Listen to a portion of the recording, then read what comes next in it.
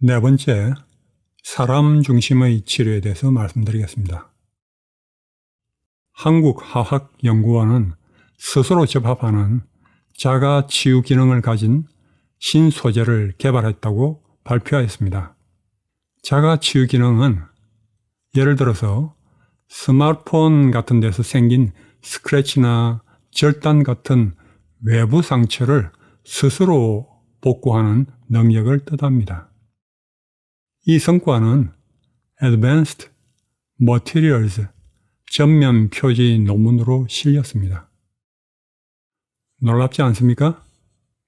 그런데 여러분들에게는 이보다 훨씬 뛰어난 자가 치유 능력이 있습니다.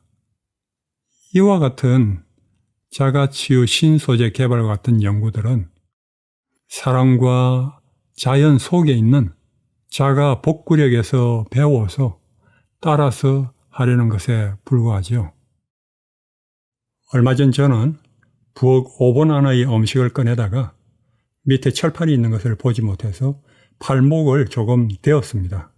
그래서 금방 쌀이 빨간색으로 변했습니다. 그래도 저는 조금도 걱정하지 않았습니다. 왜냐하면 시간이 지나면 다 회복해서 이전과 같이 될 것을 아니까요. 그것은 제 몸에 스스로 치유하는 신비한 치유 능력이 있는 것을 아니까요. 화상 10일 이후의 모습이고요. 그리고 화상 20일 후에 찍은 사진입니다. 그리고 화상 입은 지 2달 이후에 찍은 사진입니다.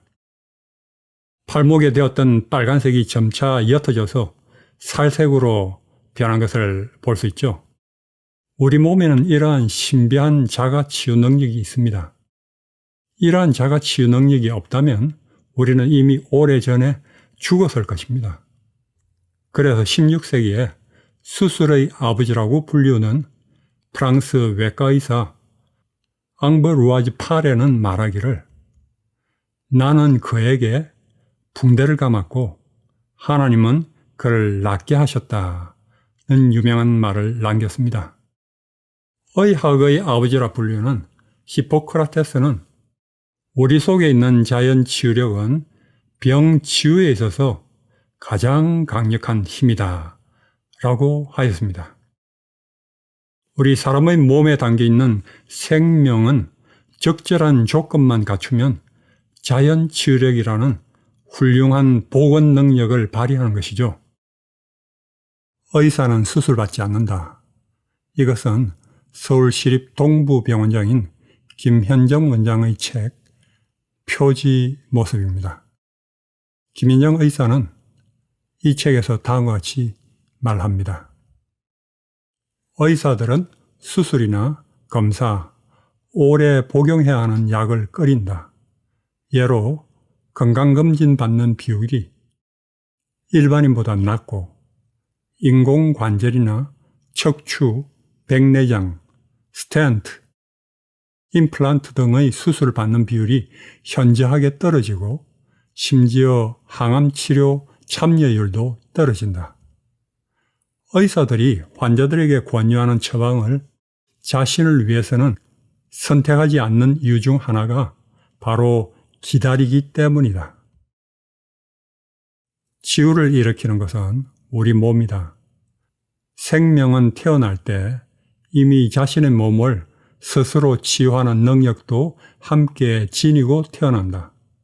근원적인 치료책은 자기 자신에게서 나오며 거기에는 시간이 걸린다는 점을 사람들이 잘 인식하지 못하고 있다.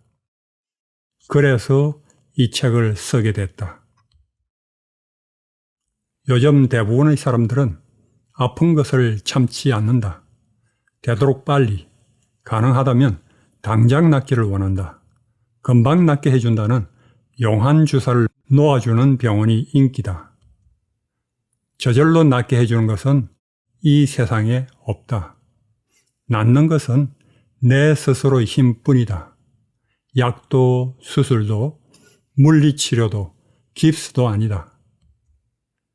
그래서 평소 영양상태 좋고 체력을 잘 관리해온 사람은 병에 걸리거나 수술을 받은 후에도 회복이 잘 된다. 결국 낫는 일은 나하기에 달렸다.